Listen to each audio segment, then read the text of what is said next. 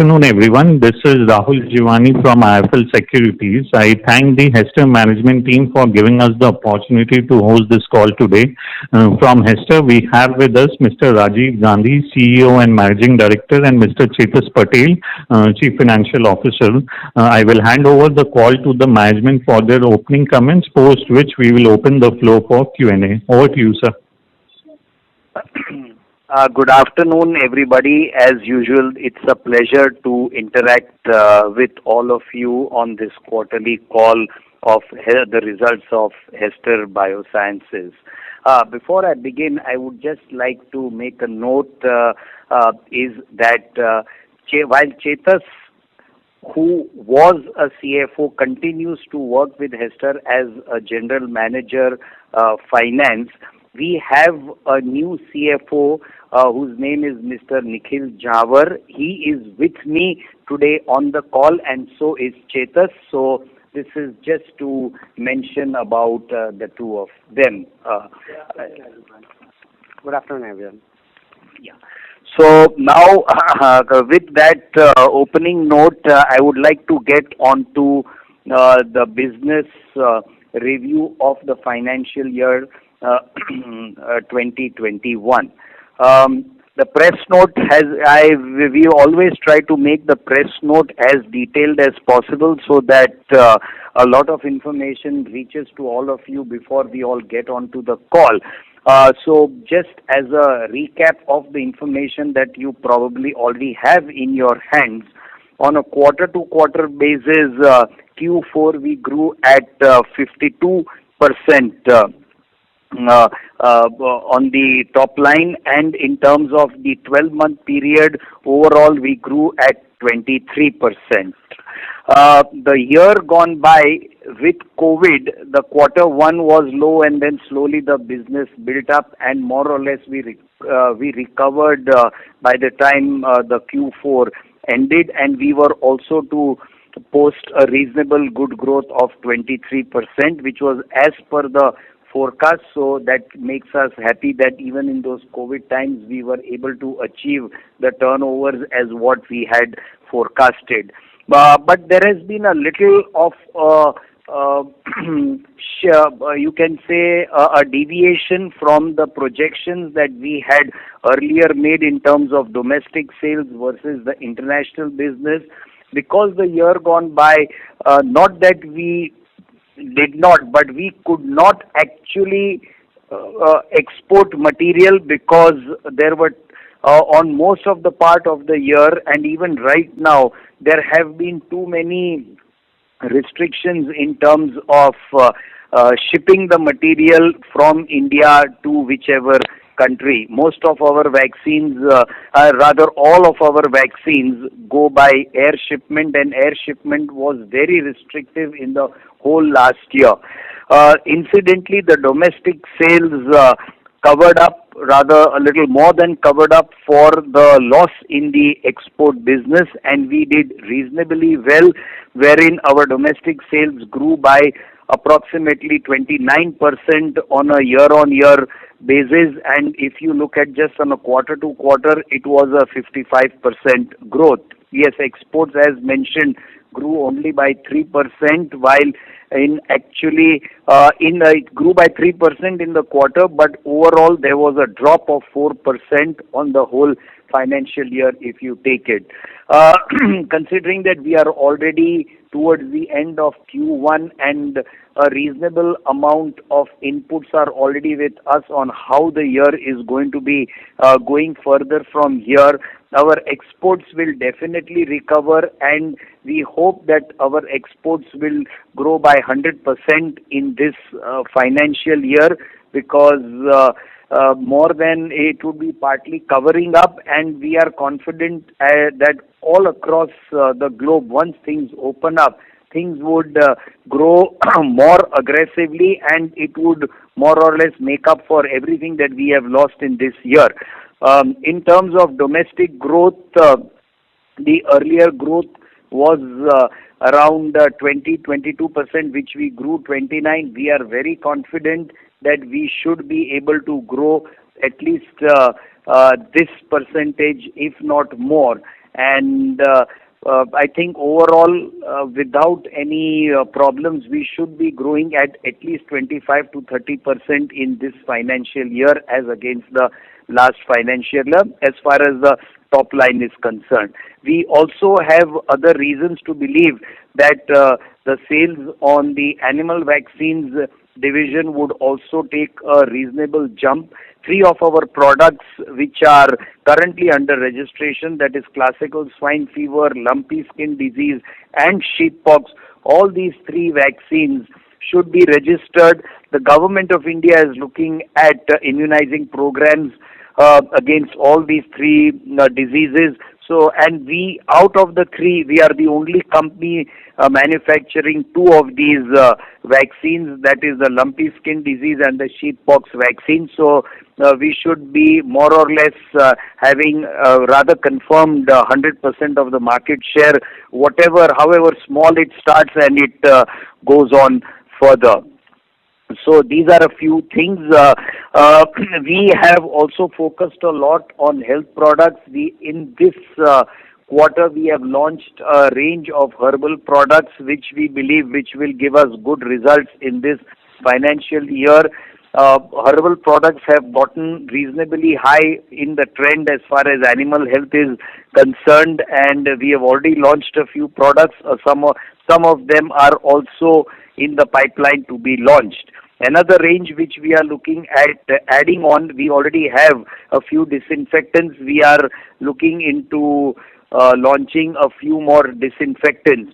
So overall, if you really go to see, while vaccines, we would have 3 to 4 new vaccines this year, all on the animal side.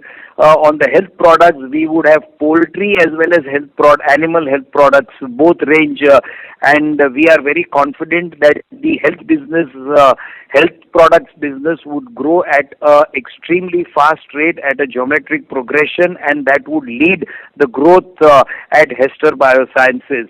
As I've always mentioned in the past, and I repeat again, all animal health companies have a bigger portion of their sales with their health products rather than the vaccines.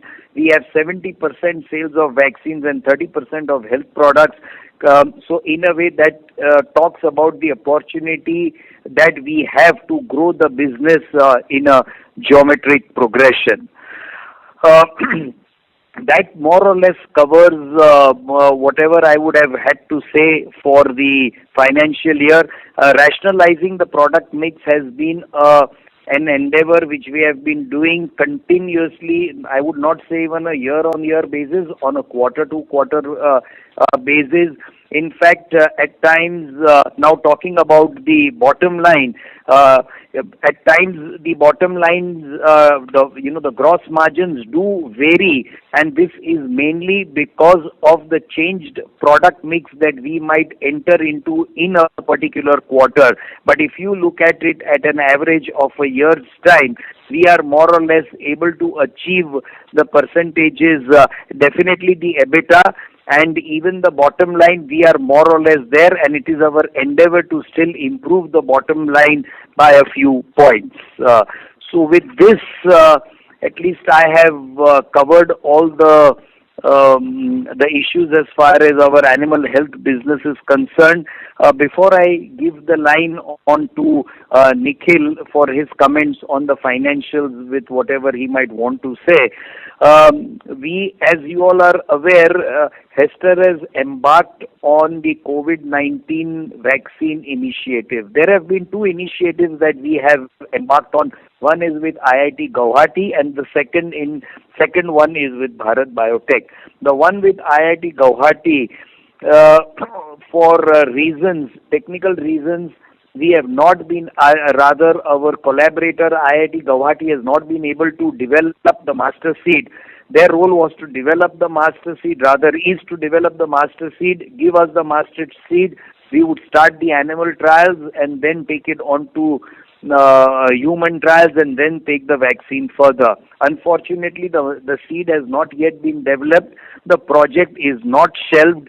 We have hopes to continue this project, and we are hoping that sooner than later IIT Guwahati would be able to develop the master seed and give it to us. It is a recombinant vaccine. Talking about our recent news on the MOU signed with Bharat Biotech, the MOU signed by us with Bharat Biotech is towards manufacturing the drug substance.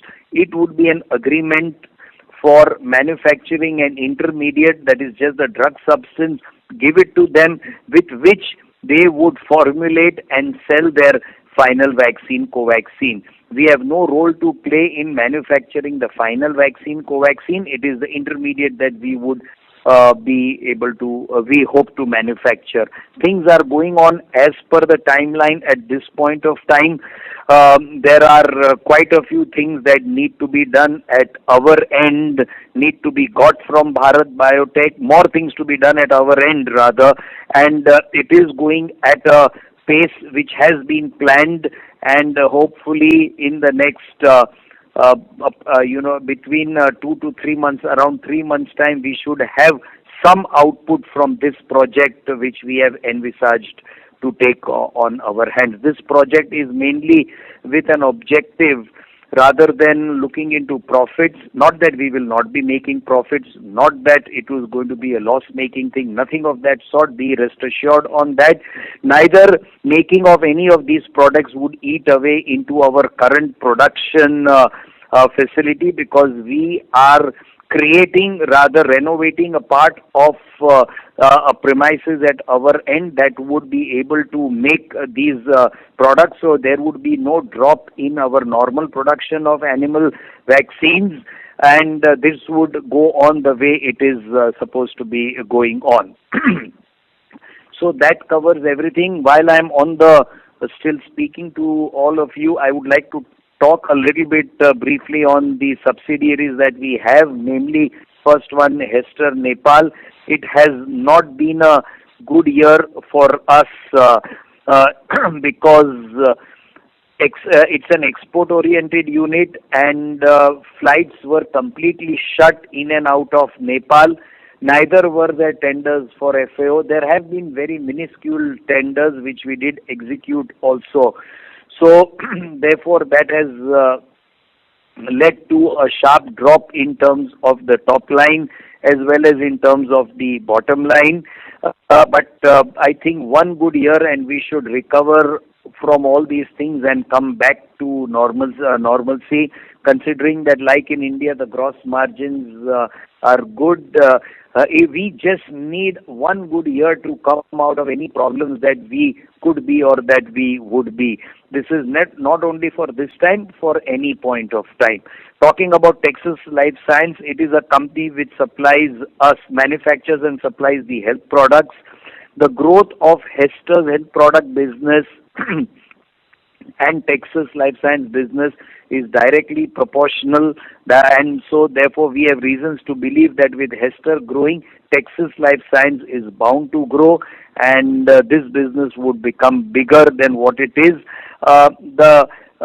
Talking about the bottom line, as far as Texas is concerned, it's not much of a relevant issue. 90% of the goods are sold in to Hester, and somewhere or the other between Hester or Texas, the bottom line is anyway taken care of. So I really don't think it's a matter of concern or even a matter for discussion.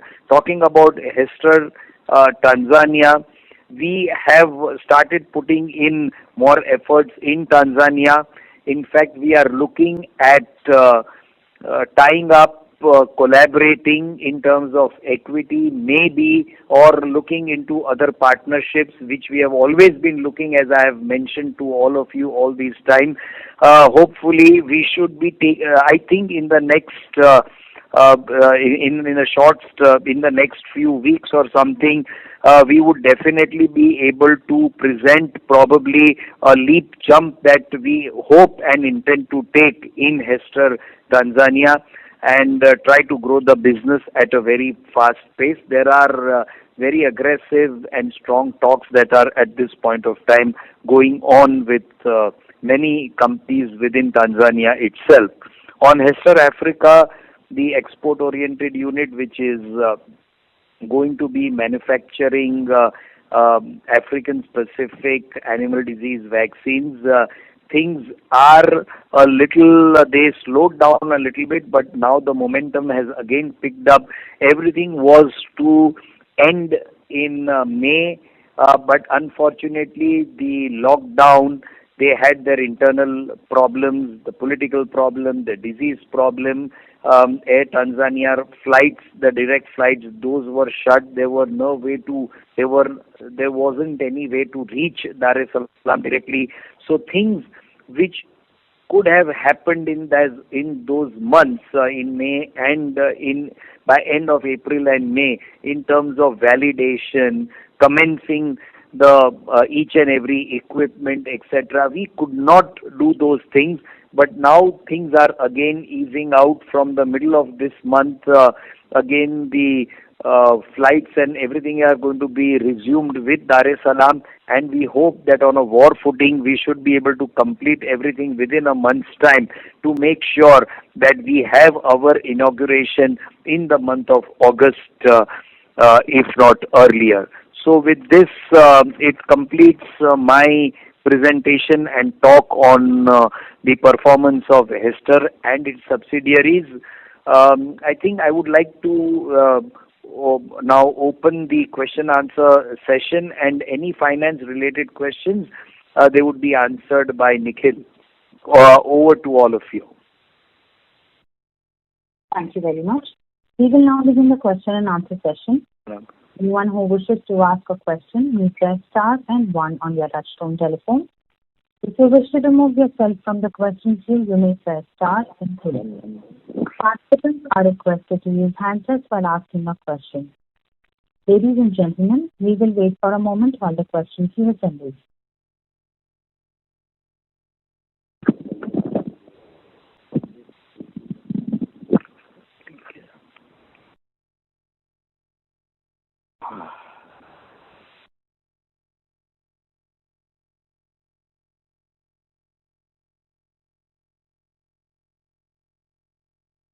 The first question is from the line of Ketan Gandhi from Gandhi Securities. Please go ahead. Sir, the registration for CSF, LSD and Cpox vaccine Yes. are for which countries, sir? At the moment, first, any product that we would want to launch, they should be first registered in India, and then only we can do the registration in other countries. So we are at the moment under registration in India. Okay, so no plan has been finalized for the other countries. No, but the moment we get it registered, we should be able to start, because all the three diseases are prevalent in the African continent. So we should be able to immediately move mainly towards the African continent. And to tell you, lumpy skin disease, it's the disease is currently prevalent. We are selling which vaccine? Goat pox. No. We already have a vaccine by the name of goat pox, which has the strain, and that strain is also working towards immunizing immunizing cattle against lumpy skin diseases. So in a way, we are already selling the lumpy skin disease, but it is in the name of goat pox vaccine. Sure, sir. Thank you. Sir, can you share the technology transfer update on Nova Farm for Egypt? And when is the first income likely to be earned from this tie-up? No, the income has already, I think we have already got in two or three, we have got already twice. There is a staggered payment schedule which would go over 2 to 3 years, and we have already, and their project has got a bit delayed because of this COVID and things being closed over there, etc. So it is something that is already happening, and it is happening in bits and pieces, and it will continue happening in that manner. Sure. Sir, regarding the sales team in India, Nepal or Tanzania, are you planning to expand? And if yes, what are the share of percentage incremental? Our sales team in India also, we have taken it up on to increase our sales team as far as India is concerned, and this year we want to increase our sales team by 40 to 50% within India. In terms of Africa, in most of the countries, we have formed up a distributor, and at the moment, considering this current situation, COVID and all the situation, what we have decided that we will appoint a distributor, make that distributor exclusive for that country, and then slowly embark on putting people over there to create the demand. And while in Tanzania alone, we are in a process of hiring a few people and getting more aggressive in Tanzania at least. I would not be able to give you the exact number of people and all these things because in today's day all these things are quite fluid on a country to country basis, but we are sure that our sale in Tanzania would go up 3 to 4 times in this financial year as compared to what it was last year. Excellent, sir. Sir, can you share your equity raising plan which we have taken the enabling resolution? And the status of the project for which you want to raise the equity? Yes, we have the project in hand, that is the COVID vaccine project, and we are even looking at 1 or 2 other projects. So we are putting in the whole structure together, and then we would soon come up with a plan, and then we would go on it rather than me talk about it while things internally are still being formed up. Sure. I have a question for the finance team, sir. In consolidated result, this quarter, we have made a EBIT loss of around 1.2 crore in animal healthcare, while the full year, despite the sales gone down from 63 to 58 crore, EBIT has gone up from 12.6 crore to 18 crore. I mean, why is this? And this is going to be the new normal, or it is one-time exceptional? These are actually one-time exceptional because of Nepal instance which is there, because Nepal is primarily into the animal healthcare division. So that has resulted into this reduction because of the losses into Nepal division. Okay. Can you share the likely improvement in working capital for next 12 months, sir? So we would be evaluating that based on the new projects coming in and the expansion plan which we are having. So maybe based on that, we will be evaluating for the further working capital requirements. Sure. And my last question is, sir, CapEx plan for India, Nepal and Tanzania for FY 22 and 23? Yeah, Rajiv here. The CapEx plan for 22-23. Yeah, FY 22 and FY 23. FY 22 and FY 23. This year and next year, please. Yeah, this year, I think as far as the expansions are all that are going to happen, that will happen in India, while we have already made the capex in Nepal and in Tanzania, and we do not think that there would be any additional significant or some inconsequential capex that might happen, but which would not have any impact on the balance sheet. So in short, nothing in Nepal, nothing in Tanzania, everything in India. So sir, can you quantify that, India? No, as I told you, we are working on it and we will come back to you. Sure, sir. Thank you, sir. That's all from my side. Thank you. Thank you.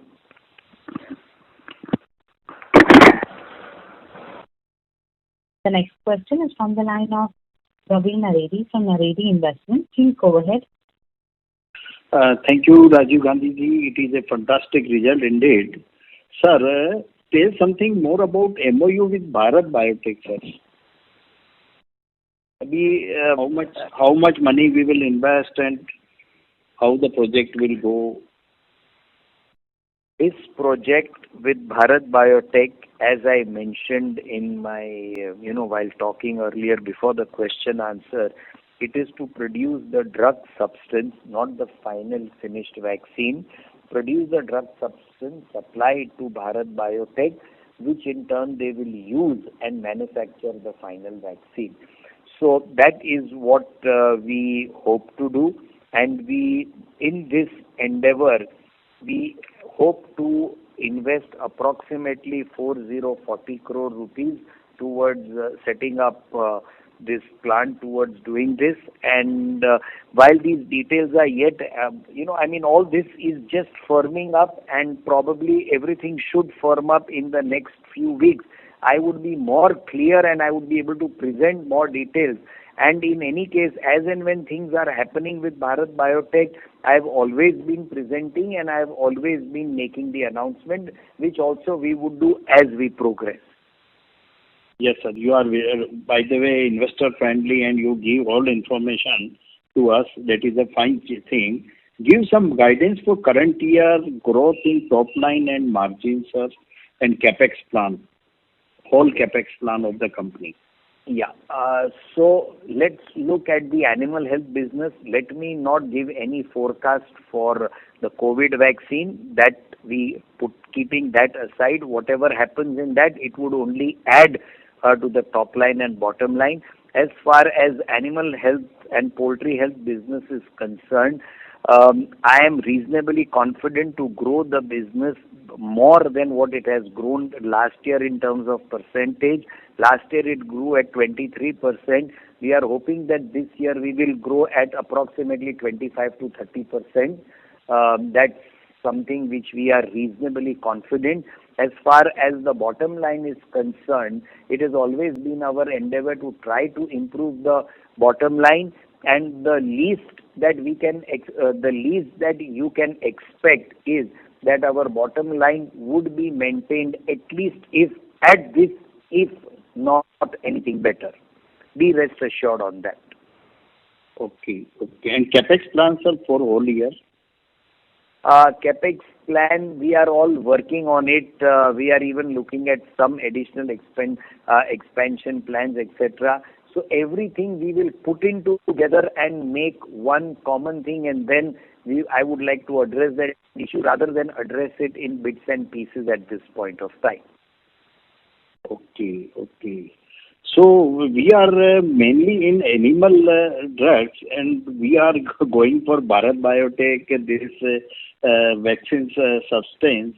So how these changes we will manage in future? A good question.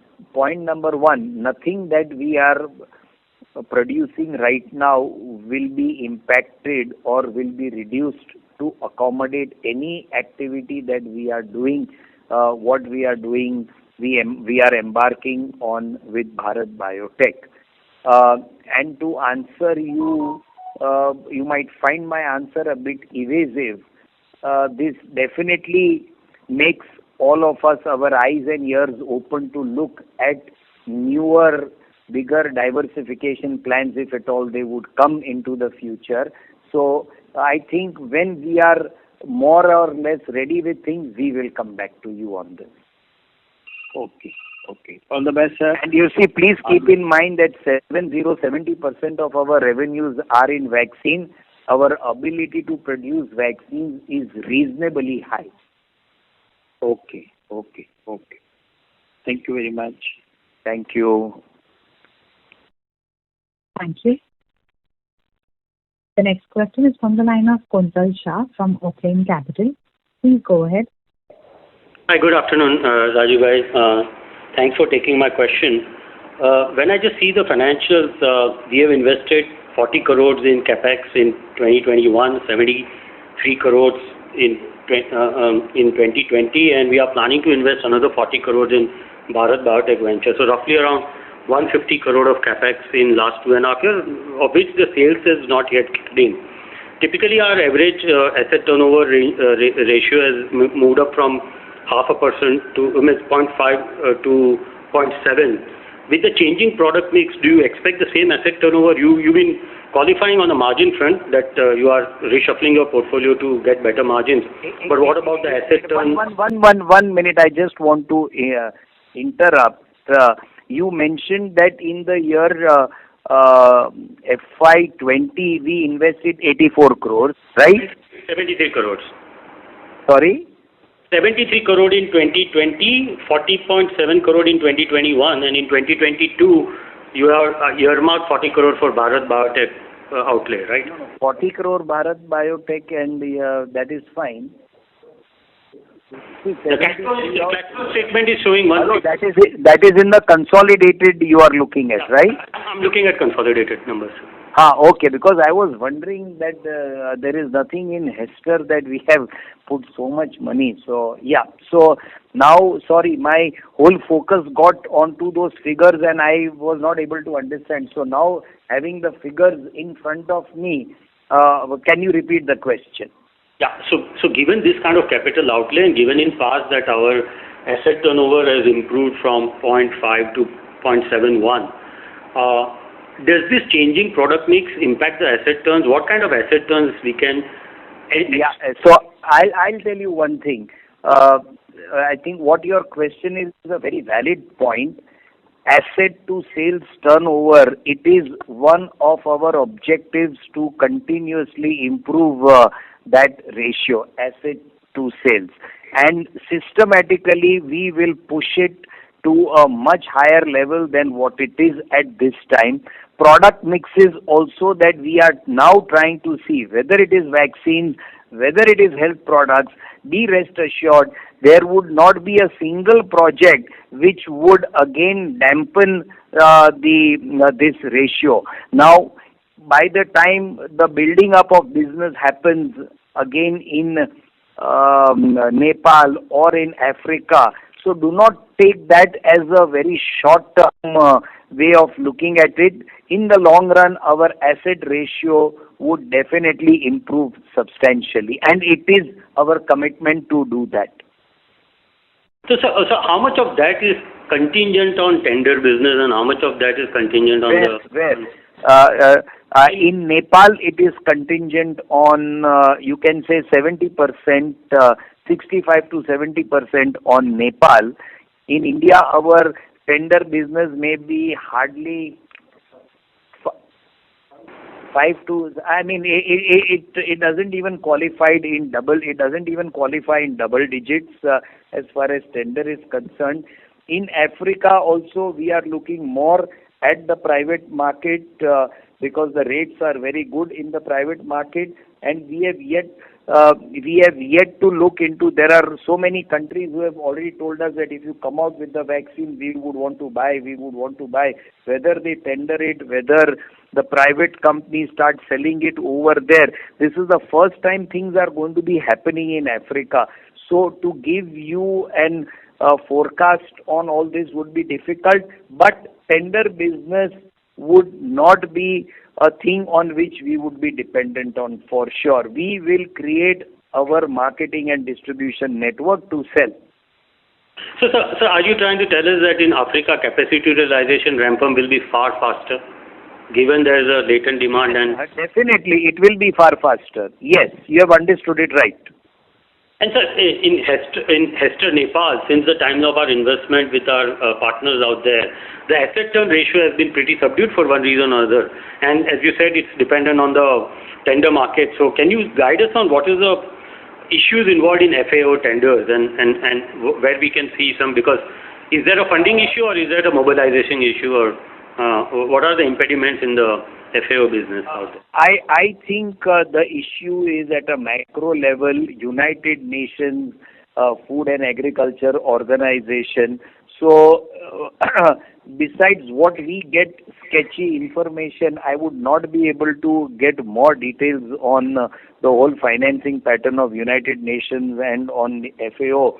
But what we have been continuously told by FAO in regular meetings, please be ready for more supplies. Please be ready for more supplies, So this is what they have been continuously telling us, and we believe them, if not now, at some point of time in the very near future, this thing has to happen. The world, the United Nations, each country, they have all passed resolutions to eradicate PPR disease in sheep and goat. Now, it has to happen. That is all that I can say at this point of time. There are documents which prove that it is going to happen. अभी इससे ज़्यादा तो मैं क्या बोलूँ, हो जाएगा. It will happen. So okay, and so any plan for a larger ticket M&A in near future, couple of years or something? You had Sorry. Any plans for larger ticket mergers or acquisitions, inorganic growth? Any plans? Because you have indicated a fairly large equity raise also. That's why, if you could. See, I'll tell you, a greenfield project is always something which I personally am more convinced about rather than an acquisition. But having said that, in Africa, we could acquire or collaborate with distribution companies, not with any production companies. So what we would acquire or what we could work with are companies that are into marketing and distribution. So even if there is an acquisition cost, it is not like acquiring assets, etc. Okay, sir. All the best. Thank you. Thank you. Thank you. The next question is from the line of Vibha Batra from Fair Connect. Please go ahead. Yeah, thank you for taking my question. My question is again on you have a large capital work in progress and not on the standalone but on consolidated balance sheet. So if you can give a broad timeline on when will this whole capacity will come into production, and also how would that impact the interest and depreciation for next year? That is one question. And second is that you gave this thing on outlook on top line and also on bottom line will be maintained. So, just want to understand more. If your top line is going to increase by 25 to 30%, are you expecting your margins to decline? And also there was an exceptional item this year. Are you talking about bottom line adjusted for that? Yes, ma'am. I'll answer your second question first and then we will go on to the first one. Mm-hmm. As you increase the business, and that too on the animal health product side rather than the vaccine side, it is our endeavor not to reduce the gross margins and look at products which do not make us reduce. But if we want to get into extremely higher turnovers, etc., while there could be a marginal drop on the gross margin, but the bottom margins will still improve because ultimately the whole distribution, the infrastructure that is used is all going to be common, whether it is a vaccine or a health product. So, we have all the justifications to ensure that the bottom line is not impacted at any point of time. Okay, but in absolute value, if your top line is increasing by 25 to 30%, shouldn't bottom line also increase? You said it will be maintained. Ma'am, you see, it is at some point of time at some time you look at absolute figures, at some time we look at percentages. So I'm talking about absolute. Yeah, so absolute. This is all subjective. At some point of time, either could be good or either could be bad then. Okay, but I haven't really understood what you were saying. In percentage terms, it will be maintained. Yes, and therefore, in percentage terms, we will maintain it and we will take it further for sure. Okay. What is your expectation, ma'am, or what is your question? I have not actually. What is it that? Is there an apprehension, or is there? No. Can you explain? Yeah. So no, there is no apprehension. Just want to understand if the top line is going to increase by 25 to 30%. In your OPEX, there will be some variable expenses and some fixed expenses.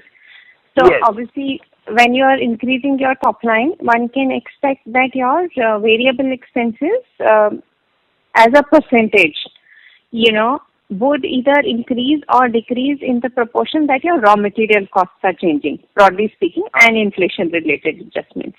But as far as fixed expenses are concerned, they would not change, they would not increase hopefully by 25 to 30%, barring the CWIP. When it comes into production, obviously your interest and depreciation will go up. So I want to understand it at operating margin level. that Okay. if you're and also on interest and depreciation, so that I can make a sense on how your PAT in absolute value go up coming year. I'll tell you, ma'am. I'll tell you. The issue is that when this whole thing is fixed costs, yes, but they don't remain fixed continuously. If we hire more people, that is going to be in the fixed cost. Variable cost is the raw material cost, etc. Right? So there is bound to be an increase in the fixed cost, while at the same time there will be an increase in the variable cost. The increase in the variable cost will be higher than the increase in the fixed cost. So now it depends upon the margin of the product, and sometimes we might even go aggressively on one product where we might want to sell on less margin. So all this would, there would be a movement plus minus somewhere or the other. But be rest assured that it is our determined effort to keep the percentages the same or go better. Okay. So EBITDA margins, let's say, will it be maintained at Q4 levels, 32.62% on standalone, or it is FY21 that one should be looking at 34.53? Yeah, ma'am. So what will happen is maybe this is primarily coming out from the Africa, which will start from September onwards. And Okay. green, No, I'm talking about standalone EBITDA margins. Yeah. They have, sorry, please go ahead. standalone also. See, there are different margin levels or EBITDA levels as regards the poultry and as regards the animal healthcare. So depending on those increase and all, the margins overall it will get in line with those margins in the poultry or the healthcare segment. So overall, you need to look at from that perspective, along with an overall increase in the absolute terms happening. But yes, if let's say animal healthcare gets increased, it may have a lower one. Ma'am, I will to answer your question in one sentence. Take FY21 as the baseline. Okay. For your EBITDA. Fair enough. Does that answer everything to you? Yeah. And why did the margins decline in Q4? I mean, why were they lower? Because of the mix, or there was some other reason? You see, these product mix is a constant thing that we are into. There could be some disease problem. There could be some other issue. There could be so many things which sometimes make us sell or sometimes make us not sell. Sometimes they make us, the market forces us to sell products which are of less margins. And then to keep the goodwill, we try to sell more of that, so in order to make sure that the customer base continues, and then we cover it up into the next quarter. So all this is a strategy, and it happens on a quarter-to-quarter basis. But looking into the overall, there is always going to be a little bit of a plus-minus and a variation, ma'am. You could be rest assured that there will always be some variation. Okay, sure. And any sense on interest and depreciation at consolidated level for FY22? Interest and depreciation, I'll just tell our CEO. That's right, ma'am. Can you please repeat this question? What would be at consolidated level, what would be your likely interest, assume the current interest rates and the borrowings that you projected, and depreciation that you will take in P&L, because some of your CWIP, when it comes into operation, you won't be capitalizing the interest. So what would be your interest and depreciation on P&L? So what will happen is primarily it will come from the Tanzania capex comes in, and then this will get increased. Otherwise, it will remain constant with the current year. We have a lot of current maturity of the term loans which have been there, which are getting repaid. So from that perspective, it will reduce. But then we have our plans of getting new loans and all, which may increase it out in the subsequent period. Sure. That's something which will come up as the plan increases, or how we make the funds raise at the QIP or the borrowing. Sure. Based on that, we will evaluate. And when will Tanzania plans come into operation? So from second half. September. September. Okay. And broadly, what is the CWIP there, or the gross block that will come into production? The 108 crores is the CWIP as on date. Or that's entirely for Tanzania? Yeah, primarily it is all Tanzania. Okay. That's very helpful. Thank you so much, and all the best. Thank you. Thank you. The next Any more question is Manoj Dua from Zometric Securities. Please go ahead. Congratulations, Rajiv Bhai, for the good set of numbers. I have two Thank you. questions, and two questions I'm putting them together. What's the status of the Brasilia tender which we were expecting, and if it is still there, any sale has been recognized from this tender in Q4? And Okay. Yeah, okay. So just ask me one question after the other so I answer them, because then sometimes I might forget the first question. And okay, so Brusela, the tender was done, and our bid was the second lowest. We decided not to compete for the lowest bid in this year. We will bid again next year. On the flip side, 50% of that Brusela vaccine, which has already been manufactured in anticipation, we have got international orders at much higher prices. So we are already taken care as far as any financial impact for Brusela is concerned. Okay, thank you. My second question is regarding our Nepal and Tanzania plan. If any opportunity of human vaccine come in these plants, are our plants technically for whatever part manufacturing or complete, can we see this opportunity if it comes, can we take it, or give some color about it? Your question is, these thoughts have always been in our mind. Vaccines production, whether it is human or veterinary, the processes are the same, because the virus, bacteria, their growth, everything is more or less the same. Of course, in human vaccines, one needs to have much more stringent infrastructure to handle those viruses, because the people who themselves are handling should not be susceptible to that virus or bacteria. By making some changes, we could qualify to get into human vaccines in Nepal. And Tanzania, that because Africa is in need of a lot of human vaccine. Both our plants would qualify.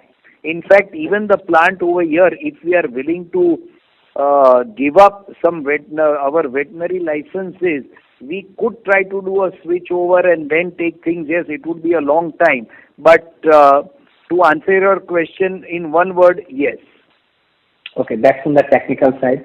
Do you see any possibility having that, or any color you are getting from people that for export side there is a possibility from this area also, like we got in India for permission?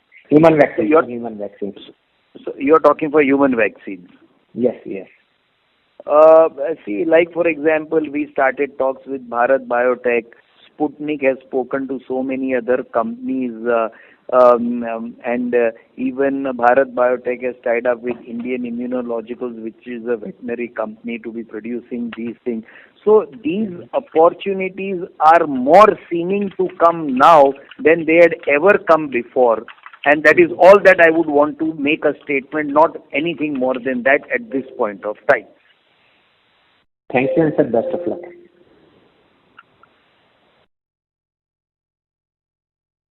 That's it.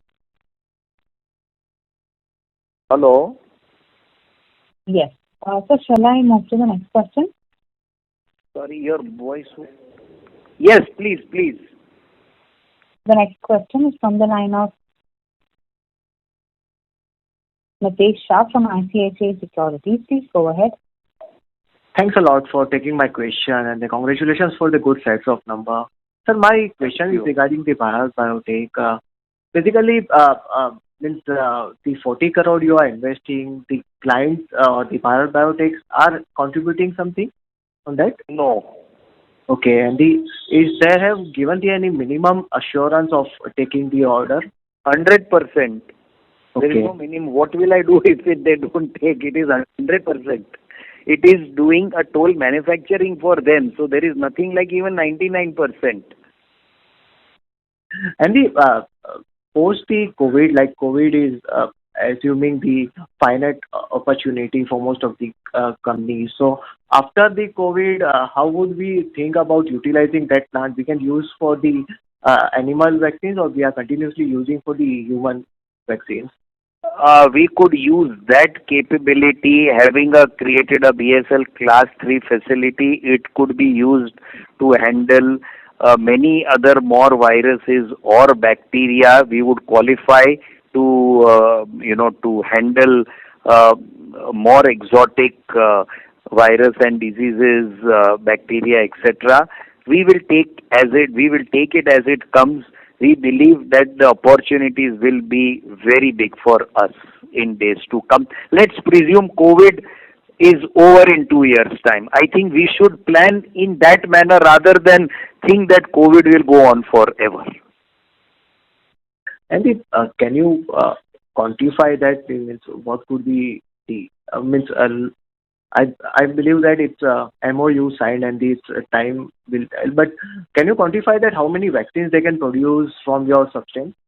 Quantity of You mean to say the number of doses? Right. The drug substance, we are planning to have anything between 50 lakhs to 1.5 crore doses a month. Got it. That will increase, or it just Sorry? right now? That will increase going forward? I don't think we will increase the capacity beyond that at this point of time. We will see how the whole thing moves, and then we will take a call. Okay. And regarding the financials, can you guide something about your gross margins? How would we see the gross margin going forward? Because it's continuously volatile and it's difficult to.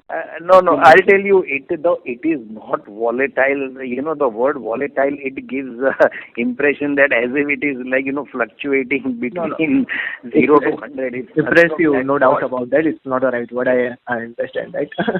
See, 5-10% here and there is always going to be there, because what is happening is that product mix. Poultry healthcare might sell more, animal healthcare might sell more, vaccine might sell more, medicine might sell more. So all this little bit fluctuation here and there is bound to happen, and we are not much concerned or worried about it. I'm more or less, we are sure that we should be able to, be within a band as far as the gross profit margins are concerned, for sure. Thanks a lot, sir. That's it from my end. All the best. Thank you. Thank you. The next question is from the line of Manish Jain from Gormal One. Please go ahead. Yeah, hi Rajiv. Just wanted to understand that, you have the set of opportunities is consistently rising for you all, for all the efforts that you have put in over the last 15-20 years. So, wanted to understand, you have diagnostic capability as well for animals in a very big way. Do you ever plan to use it for human diagnostic capability?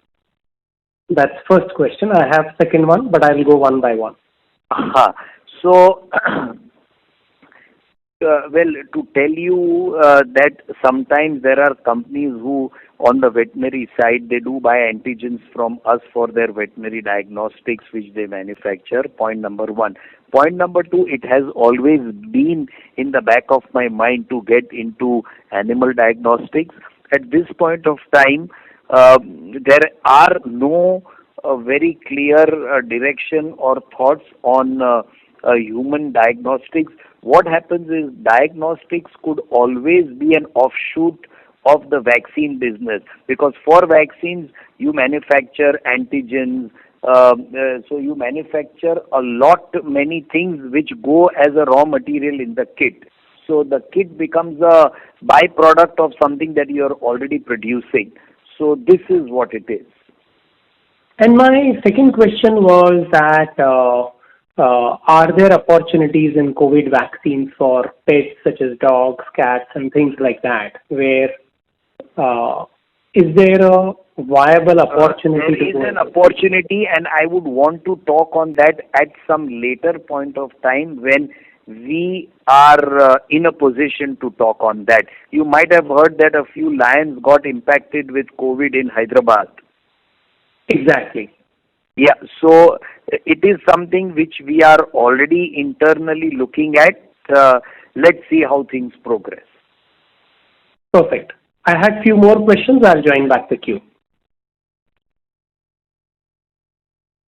Thank you. The next question is from the line of Anirudh Shetty from Solidarity Investment Managers. Please go ahead. Hi, thanks for taking the question. I actually just wanted to understand a little bit more about the exceptional items that we saw in the current year. I believe it's somewhere around 5 crores. So please just throw some color around that. The exceptional item you are talking about? That's right. Yeah, just a minute. I'll give it to our CFO. Yeah. So in the exceptional items, there are two portions. One is there is a loss on disposal of Pattern Farm, that is of 3.3 crore rupees. So that farm has been closed and those assets have been written off. So that is an item which is an one-off and accordingly has been considered as an exceptional item. And second is we have evaluated about the impairment analysis for the Nepal loans and advances. And considering the reduced turnover over there, we have evaluated and considered that as of now, there is a provision required for this interest and loans which have been given over there. So to that extent, there is an impairment of 1.9 crore rupees has been considered. So this whole has been explained in the results notes also. So this loan to Nepal, is this being done on a conservative, prudent basis, and it's nothing to do with your belief in the company and its long-term potential? Is that how we should look at it? This surely has no impact in the long term, rather would not have any impact even in the short run. And it's just that today everybody is impacted, and I think life should change within a year's time. Be rest assured. And I also wanted to clarify, we've given a sales of aspiration number of 25-30% growth in 2022. So this would be excluding the COVID-related businesses or including that? Excluding COVID, there is no COVID business. There is no extraordinary business that has been included in it. This is all that what we have been doing and what we can do or what we had done in the past. Okay, got it. All right, that's it from my side. Is additional and everything else is to be added to this. Got it. Thank you so much for that. Thank you.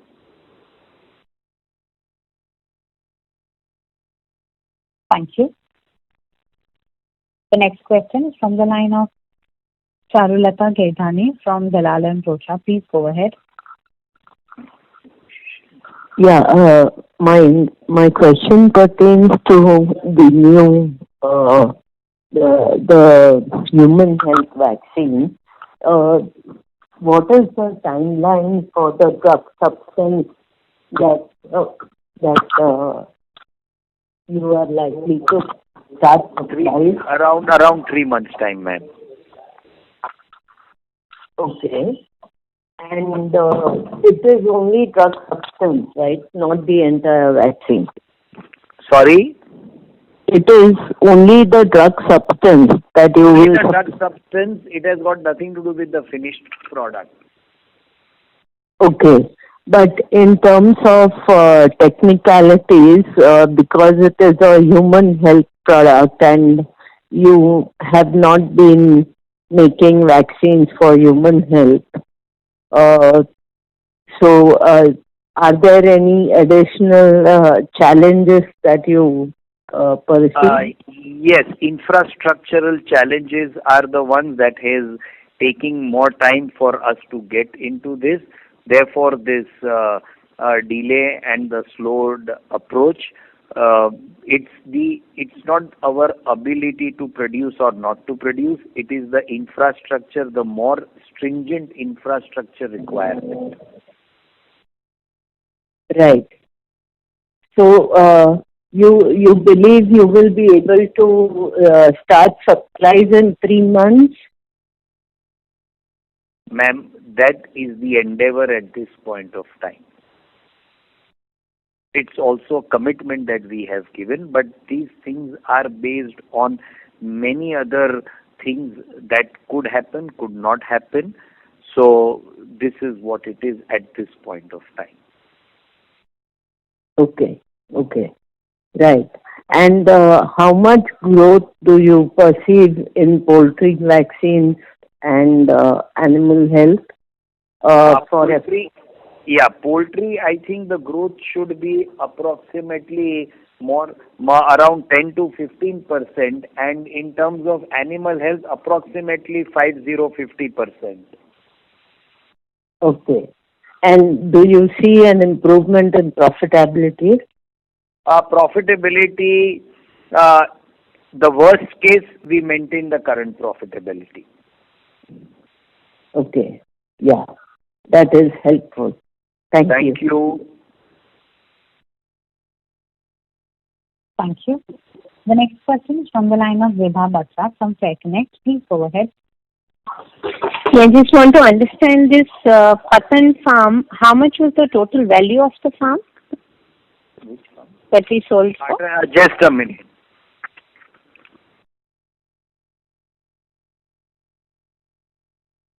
Yeah, the total value was 3.3 crores. That was the building over there, so which has been disposed of, and so that's the net cost which has been written off. So the entire, you got nothing. So the entire building was written off. It's an immovable asset over there which has to be scrapped, and the vacant land has to be given back to the owner. So that's how it has been. Okay. And what was this farm used for? For R&D and all? Yes, for R&D, ma'am. Okay. And now you have, where will all that be done? There, whatever was done there? We already have another location, ma'am. Rather, we have 2 other locations. Okay. And if you can give me some sense on the return on capital employed between poultry and animal healthcare, because your incremental investments are more actually in animal healthcare. We can give a total overall, which is already there in the press. There, it is there. We don't have the breakup, and we don't even look at it that way in the breaking up of all these, ROE, ROC, ROI, that is all overall, ma'am. Okay. But when you do incremental capex, do you have some benchmarks on, that minimum this is the threshold? Benchmark, ma'am. We look at, there are other factors which we need to look at, as like what are the growth which we will get in, what are the EBITDA margins coming in from there. So that is how we look at it. But return on equity, frankly speaking, this comes more from the overall employment, means the overall equity which we have put in. So that's how we look at it. Okay. Thank you. Thank you. That was the last question. I would now like to hand the conference over to the management for closing comments. So thank you all for being patient, listening to me and the conversation between all the others, the questions, etc. I'm sure I would have not been able to answer 100% up to your 100% expectation, but the endeavor is always there, and all are always free to send emails to us and try to get some more clarification on any information that you would want from us. Do keep in mind that any information requested whatever is in the public domain, without any hesitation, we would impart with that information and give it to you at any time. To conclude, the animal health business will continue to grow. We are very bullish about it. We are confident of growing at a good percentage on a year-on-year basis, maintaining the growth on the top line, maintaining the bottom line the least at what it is been approximately in the last 1 or 2 years. I would not, as I said, there could be a little bit of a deviation here and there, but nothing really much for us to be concerned about. In fact, if we get 1 or 2 good opportunities, it could even shoot up, specifically if some vaccine business comes our way and that puts it up. But having said that, this is the bare minimum you could expect from us.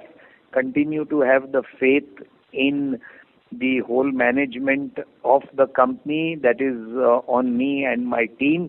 Be rest assured that we are working hard towards making sure that the investments made are definitely giving you returns and making at least, that there is wealth creation. That's something is foremost in my mind as well as in the mind of the top management, our leadership team. Of course, with high transparency, high moral values, etc. So with that, I conclude. Thank you, and we shall meet again in the next quarter. Thank you. Thank you. On behalf of IIFL Capital Limited, that concludes this conference. Thank you everyone for joining.